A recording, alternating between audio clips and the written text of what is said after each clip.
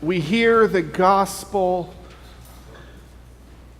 where the disciples have seen the risen Christ. He has shown them the marks of his hands, the pierce of his side, and they believe. And then poor Thomas. Thomas didn't get the invitation to be there with the rest of the disciples. And he says, I don't believe. So a week later, Jesus shows up again, and he says to Thomas, here, put your finger in the wound. Feel my wounds. And Thomas believes. For us, there's lots of times where we have to see to believe something is true. We have to see someone's scars to believe that they went through pain.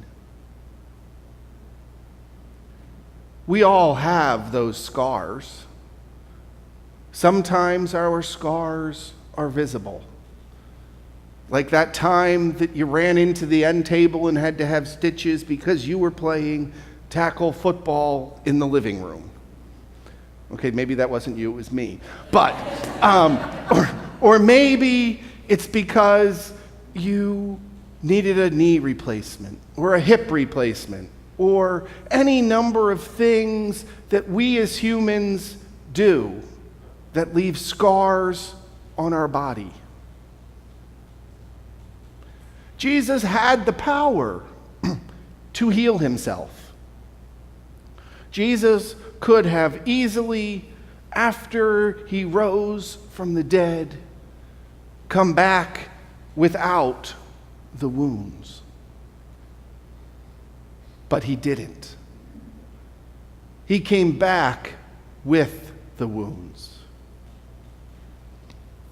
And as far as I'm concerned, he came back with the wounds not just so that the disciples would believe, but because Jesus knows we all have wounds. And some of us aren't willing to do what Jesus did by saying, here is my wound, feel it. But rather, we hold in those wounds. We hide them. We cover them up. We put makeup on them. Not all wounds can be covered with makeup.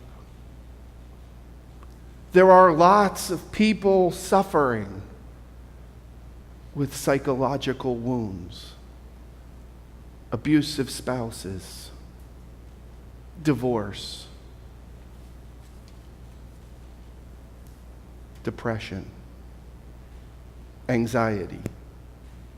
Things that they're ashamed to talk about. Things they are ashamed to let out. Because in society, we value perfection, even when perfection is only attainable by one person. And he rose from the dead. But right now, there's an epidemic in our society of people not wanting to talk about their psychological issues. They're being bullied. They're being punched. They're being whatever.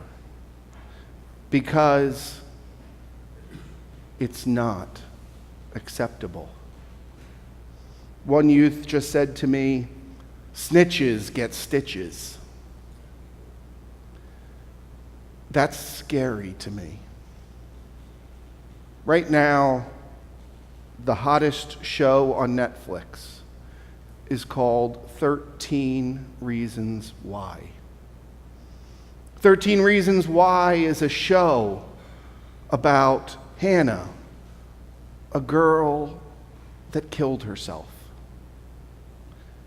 And she leaves 13 tapes, and on each tape, she describes a person and what they did to make her want to kill herself.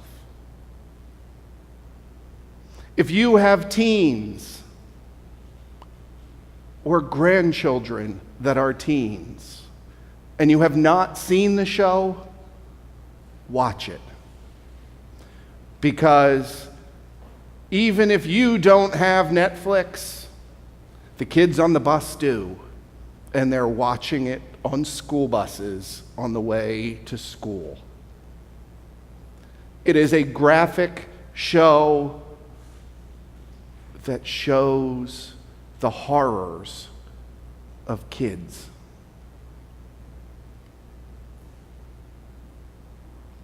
Psychological issues that we all have. Not the kids, the issues they're going through.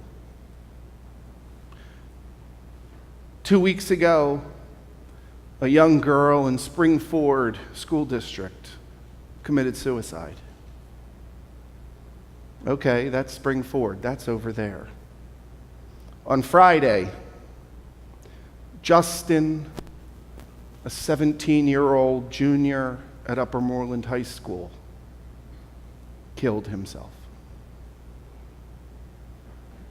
It is an issue because we do not show the scars that we carry. We do not show the wounds. This isn't isolated. This is here. This is now. This is our parish. We have people who think about suicide. We have people that don't think the reason to go on. We have people who are stuck on Good Friday.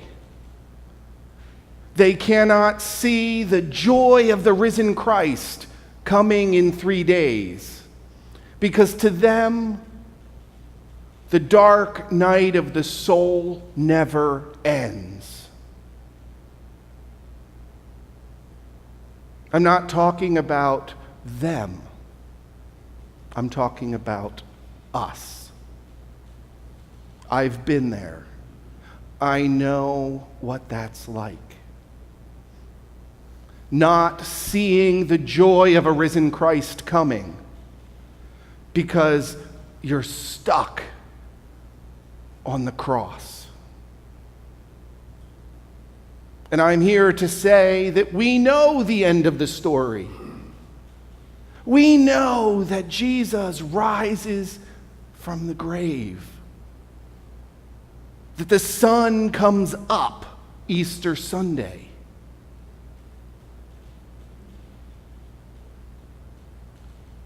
What we need to do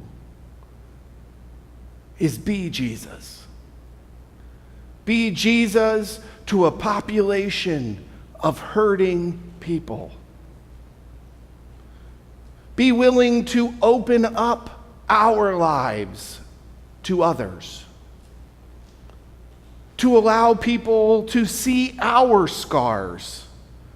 To know that they are not the only one that has that scar. That Easter Sunday is coming, and that I will be with you until Easter Sunday comes for you. We don't need to be like Thomas and the other disciples who say, I need to see your scars to believe. We need to be Mary and the women of Easter Sunday who hear the messenger of God say, "He is risen." And rather than stopping and asking for hope, we need to run and tell everybody. We need to tell people, you are good enough. You are good enough the way you are. And from now until Easter Sunday, I will be with you. Because that's what Jesus does for all of us. So as we leave this place, open your hearts. Listen, in order that no one ever is stuck on Good Friday, but that we may love and celebrate the joy of Easter Sunday